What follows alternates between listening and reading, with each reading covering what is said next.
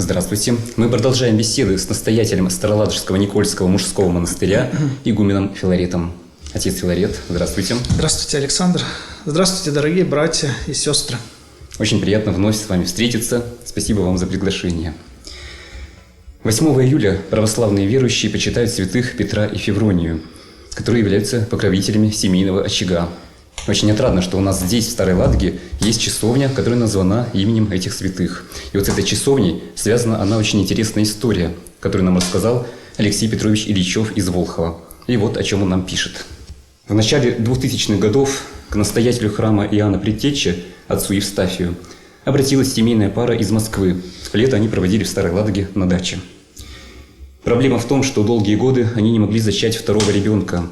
И тогда отец Евстафий посоветовал им возвести часовню в Старой Ладоге и назвать ее именами святых Петра и Февронии. Супруги прислушались к совету священника и построили часовню недалеко от храма Иоанна Предтечи.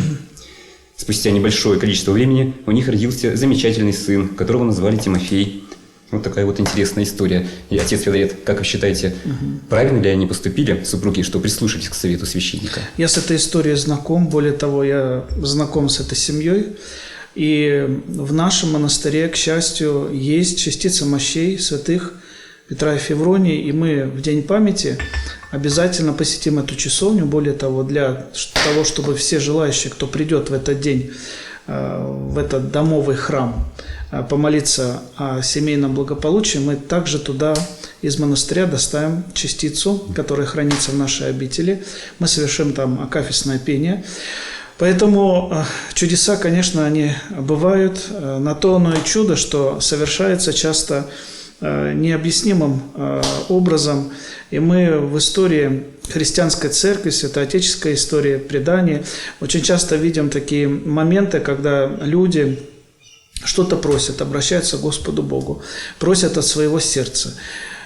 Почему Господь сразу не дает то, что мы желаем? Ну, это испытание нашей веры, насколько мы тверды в своем желании. И в частности, для этих людей встреча с Богом, встреча с вот этими святыми, Петром и Февронией, это, конечно же, было некое чудо. И я думаю, что такие вещи есть в жизни каждого человека. А сейчас мы пообщаемся с создателем часовни Петра и Февронии Ильей. Илья, здравствуйте. Здравствуйте. Спасибо вам за то, что согласились принять участие в нашей беседе. Расскажите немного об истории создания этой замечательной часовни.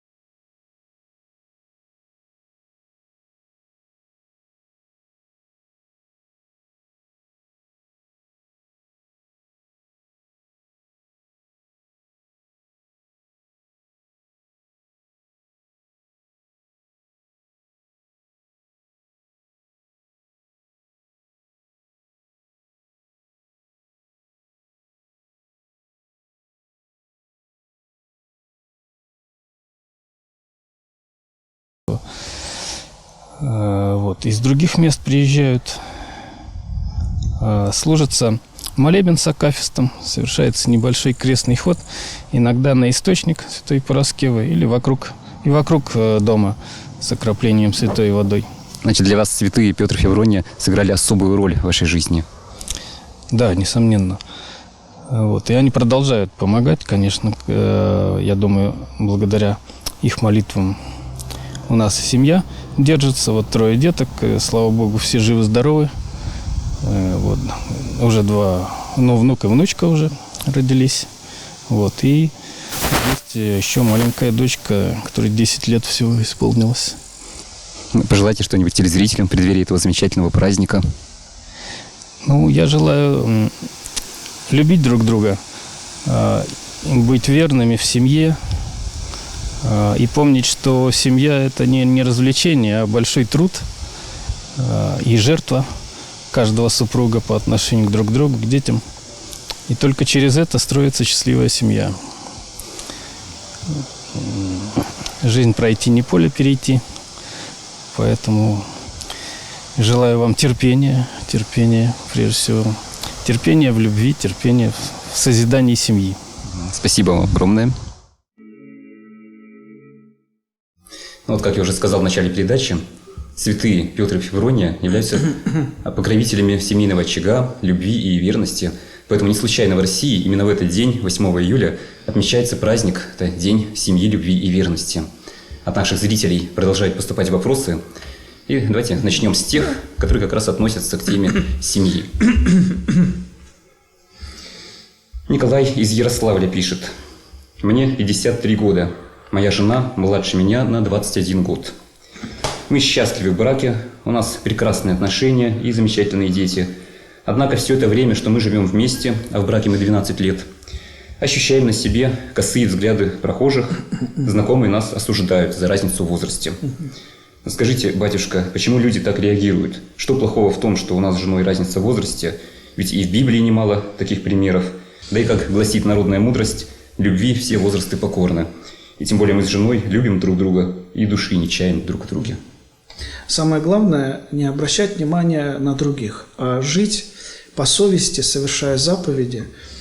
И если в данной ситуации люди находят друг в друге отклик, если это действительно настоящее чувство, любовь, если они хранят друг другу преданность, то безусловно, что они имеют право на счастье, которое Господь дает каждому человеку.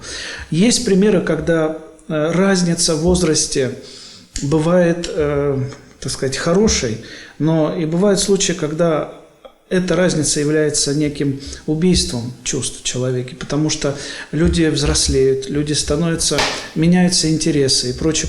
Если в этих изменениях мужчина, женщина, любящие друг друга супруги, сохранят, несмотря на сложности, отношения друг к другу теплые, то, конечно же, это будет великое благо для них. Самое главное, чтобы, спотыкаясь, потому что семейная жизнь, она всегда состоит из определенных испытаний. Наверное, испытания, когда смотрят на тебя осуждающие кто-то, я думаю, поменьше надо обращать на это внимание.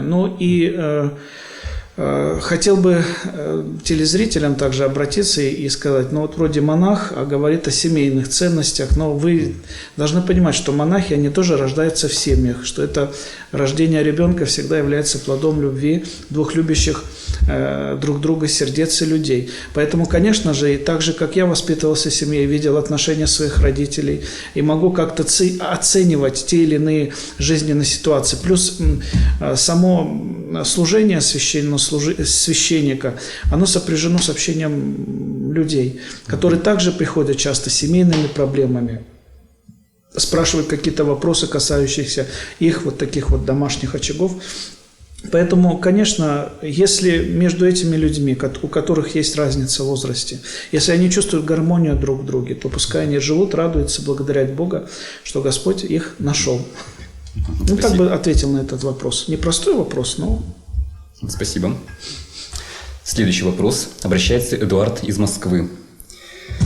Мне 40 лет. Был женат 7 раз. Ни одной своей жене при этом не изменял.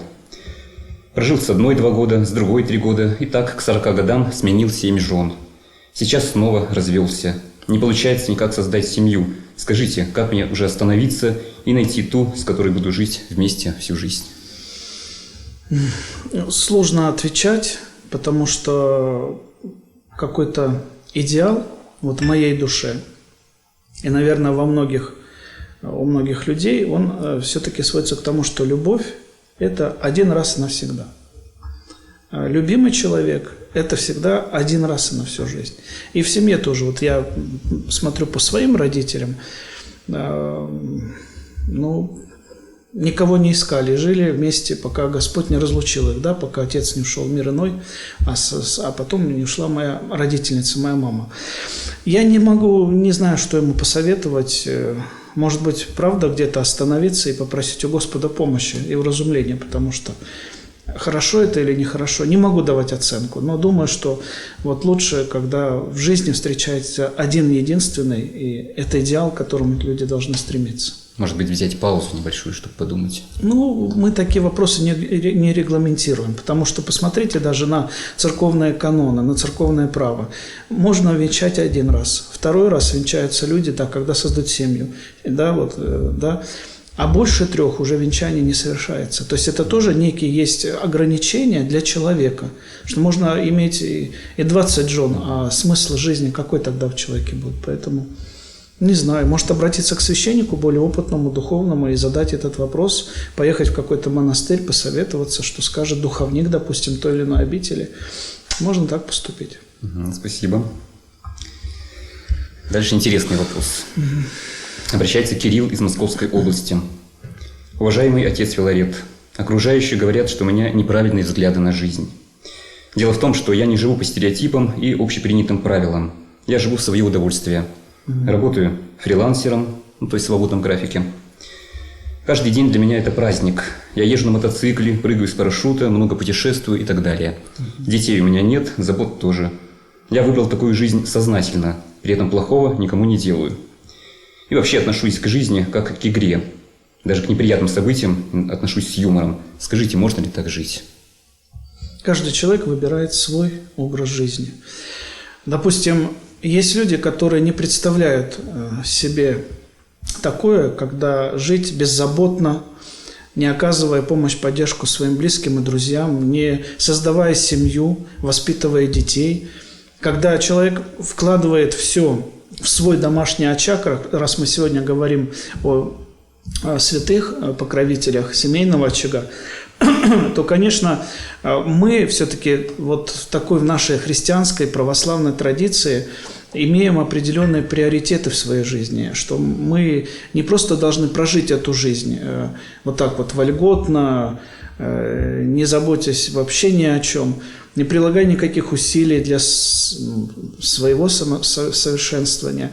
Мы не можем представить себе такую жизнь. Если человек смог это преодолеть и живет легко и свободно, не имея обязательств ни перед чем, я думаю, пройдет время, все равно станет вопрос, кто подаст мне кружку холодной воды, когда я состарюсь. Потому что года летят вперед, и мы, создавая семью, мы, когда имеем своих детей, воспитываем их в определенных рамках нравственной жизни, нравственных законов, мы, конечно, вкладываем в свою старость, в свое будущее. Когда действительно пройдет время, человек ведь становится немощным, и прекратятся увлечения, которые в молодости как-то брали вверх и приоритет. Поэтому, если человек живет так, я его осуждать не буду, но он должен все-таки готовиться к сложностям, которые так или иначе возникнут со временем.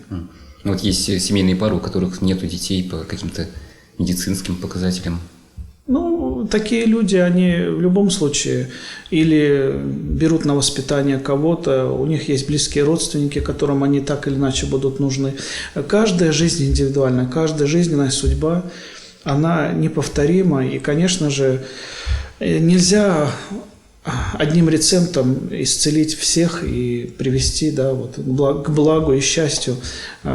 Поэтому каждый, конечно, идет своим путем, и каждый готовит. Вот вы знаете, жизнь, и она в том и заключается, как говорит в Священном Писании, кто сколько сеет, тот столько и пожнет. Вот, сеем скудно, не заботимся о том, что будет завтра, да? Хотя Господь говорит, не заботьтесь, то есть не отдавайте сердце, но будьте готовы, как в нашей традиции, да, зимой мы должны готовить чего там, да, сани. Да, и вот и прочее. Телегу, то есть мы всегда должны предполагать, что все-таки через какое-то время у нас наступят определенные сложности, трудности, к которым надо быть готовым. Ну, это противоположный вопрос. Пишет Роза из Петербурга. Знаю, что уныние считается одним из грехов. Ничего не могу с собой поделать. У меня постоянная депрессия. В этой жизни меня ничего не радует. Нет стимула, нет интереса к жизни. Обращалась к психологам, принимала специальные препараты. Не помогает. Мне неинтересно жить. Подскажите, что мне делать? Прежде всего надо понимать, что печаль, уныние – это грех. То есть в этом надо поисповедоваться, найти причину того, что беспокоит человека. Потому что не любой психолог, он может вам дать объективную оценку вашего состояния. Вот. Поэтому нужно идти в храм, нужно идти на исповедь, нужно найти священника, с кем можно побеседовать, может быть, рассказать часть своей жизни, откуда пошло это. И, конечно же, мы должны всегда себе, как-то поднимать настроение тем, что мы не одиноки в этой жизни. Если это печаль от одиночества, мы должны понимать, что Господь всегда с нами. С нами есть наши близкие люди, которым мы дороги, которые за нас тоже переживают и поддержат в трудную минуту. Поэтому унывать, конечно, иногда приходит усталость от жизни, может быть, да, от каких-то испытаний, искушений. Люди часто опускают руки, когда сложности врываются в их жизненный путь.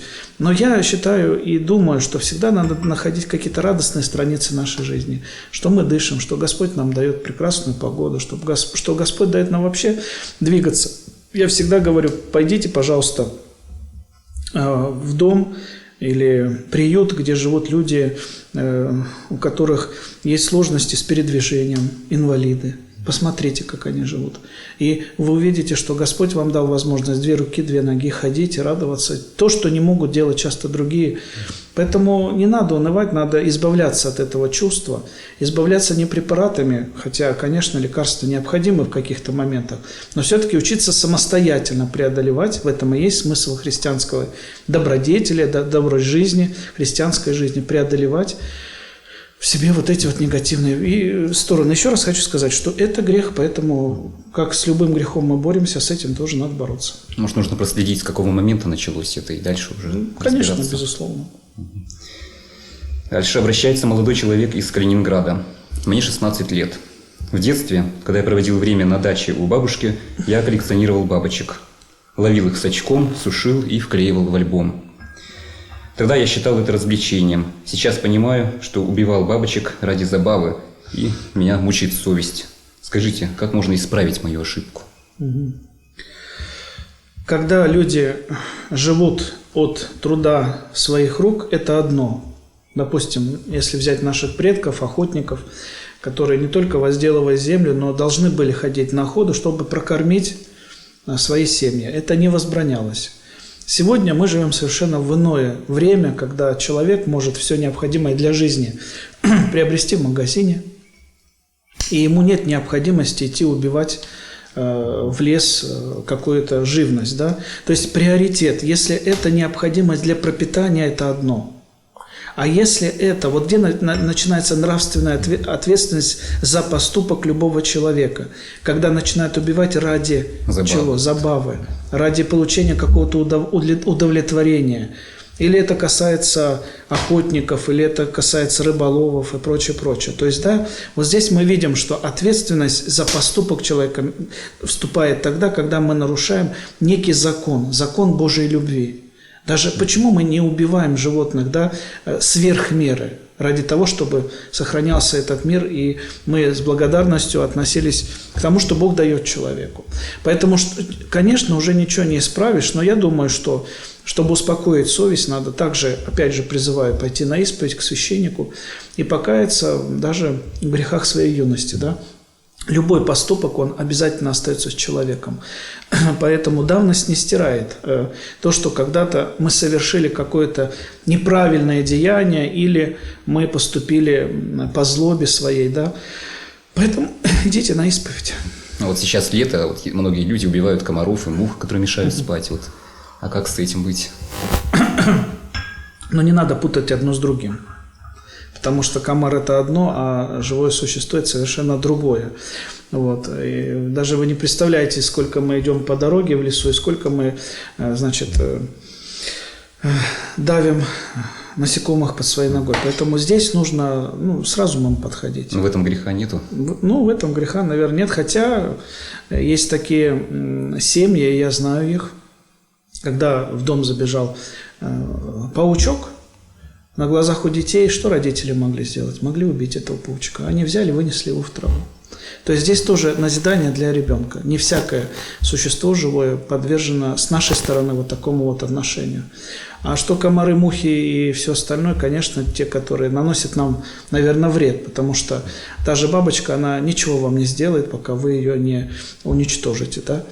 Вот. А защищать свою жизнь от тех, кто на нас нападает, мы, конечно, должны. Спасибо. Так, следующий вопрос из Бокситогорска, из Ленинградской области. Спрашивает Татьяна. Батюшка, скажите, пожалуйста, как бороться со своими страстями? Я знаю, что чревоугодие и разгульный образ жизни – это плохо.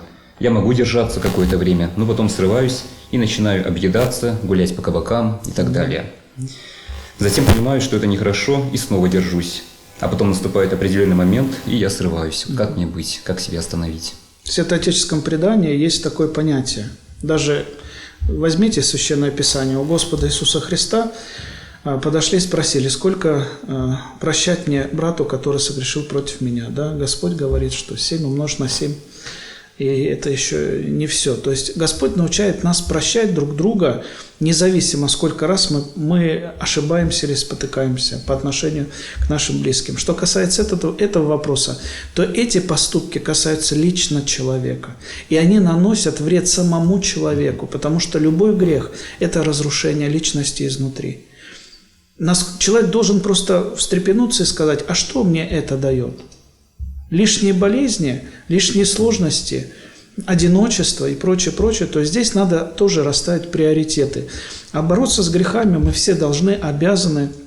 Есть противоядие любого греха. Если это чревоугодие, значит это воздержание. Если хочется куда-то пойти, запрети себе и скажи, не пойду. То есть духовная жизнь – это тоже борьба, нет готового рецепта. Но если этот человек, вот эта женщина, она преодолеет в себе вот эти поступки, негативное стремление, то ей будет хорошо в душе. То есть не хватает силы воли, характера. Вот это вырабатывается. Если не будет случаев, то мы не научимся, мы не будем опытными. Поэтому здесь Господь и дал, может быть, ей вот такие испытания, чтобы она, пройдя их, чтобы она научилась их отвергать, чтобы она научилась выбирать между добром и злом добро. Сейчас она выбирает зло. Так что пускай смотрит. Она понимает, что это плохо, признает. Понимает, но в любом случае, если мы будем упражняться в духовной жизни и искать, как я сказал, противоядие тех или иных наших движений, душевных, телесных, да, не общаться с людьми, которые нас подталкивают к осуждению, к унижению личности другого человека и прочее, прочее, то здесь надо провести некое расследование. Кто меня толкает на это? Что я от этого получу или получаю? И какой будет итог всего того, что я делаю? Жизнь, она очень короткая, она быстро пройдет. И когда мы уже окажемся на границе своей жизни, вот там уже ничего не поможет. Ни чревоугодие, ни развлечения. А там уже нужно будет отдавать ответ Богу за свою жизнь, за свои дела. Или темные дела, или светлые дела. Или за то, что я был в этом мире на стороне добра или на стороне зла. Я был с Богом или без Него. Поэтому надо бороться. Спасибо. Следующий вопрос будет связан с наукой. Алексей из Волхова прислал такой вопрос. Скажите, пожалуйста, как церковь относится к поискам жизни на других планетах? Что если вдруг обнаружат следы жизни, например, на Марсе? Я вам приведу другой пример. Государство вкладывает миллиарды долларов на то, чтобы запустить корабль и найти жизнь на той планете, на которой мы никогда не будем. Мы с вами никогда не попадем ни на одну живую планету. Но посмотрите, пожалуйста, в странах Африки, в других регионах, где люди умирают от нехватки воды. Вот эти бы миллиарды направить на то, чтобы люди перестали страдать, чтобы люди получали воду, питье и пищу. То есть вопрос тоже нравственности. Мы бежим из этой земли, из этого маленького шарика, который приспособлен для жизни человека. Ад там, в этом шарике, делает человек, не Бог. Господь все сотворил разумно. Возможно, где-то есть иные миры. Возможно, потому что мы не знаем границ ни космоса, ни Вселенной. Мы знаем, что есть некие галактики, да, и прочее, прочее. Но вы самое главное понимаете, что если мы обращаем взор на христианство, Бог стал человеком. Простите, не гуманоидом, а человеком. Бог пришел на эту землю. Бог принес себя в жертву, умер на кресте, воскрес из мертвых ради того, чтобы людей спасти от тирании и греху. Он не пришел на какую-то другую иную планету. Поэтому здесь вопрос целесообразности. Конечно, нам интересно узнать, а что там? Нам интересно приоткрыть завесу тайны мироздания. Следующий вопрос пришел к нам из Донецкой области. Пишет Анастасия. Моя соседка очень страдает от той обстановки, которая сложилась в нашей стране с 2014 года.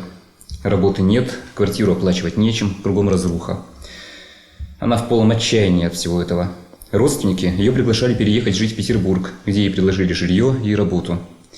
Но она отказалась только из-за того, что здесь у нее похоронены родители. Она привязана к местам захоронения. Скажите, что можно посоветовать? Можно ли оставить захоронение и уехать со спокойной совестью? Так жизнь иногда распоряжается, что мы уезжаем в другие регионы, в другие города, когда родные, так сказать, места, где находят последнее свое упокоение наши близкие, родители, дети, остаются очень-очень далеко. И мы, когда посещаем, возвращаемся назад во время отпуска или просто какой-то поездки, мы, конечно, чувствуем некую взаимосвязь. Но вы знаете, у Господа ведь нет мертвых людей, у Бога все живые. И то, что мы часто привязываемся к могильной плите или к месту, где покоятся останки нашего близкого человека, надо понимать, что там, вот под землей, там сейчас жизни нет. Да, это было тело, это была внешняя оболочка, в которой мы были привязаны. Это те останки, которые дали когда-то нам жизнь. Но мы не привязываемся только к материальному, потому что человек – это существо духовное. И когда мы перешагиваем грань смерти, то понятно, что тело остается здесь, как некий футляр. А духовная составляющая переходит в иной мир, в иную плоскость. Мы общаемся с людьми, ушедшими в тот мир, посредством молитвы. Если необходимо на какое-то время действительно пока что уехать, покинуть это место, потом вернуться назад, в этом ничего страшного нет. Потому что Господня земля – исполнение Вселенной, все живущие на ней. Вот эту молитву читают в конце отпевания, когда священник благословляет землю. Потому что мы земля, и в землю возвращаемся. То есть земля, она одинаковая везде. И мы все связаны вот в этом плане.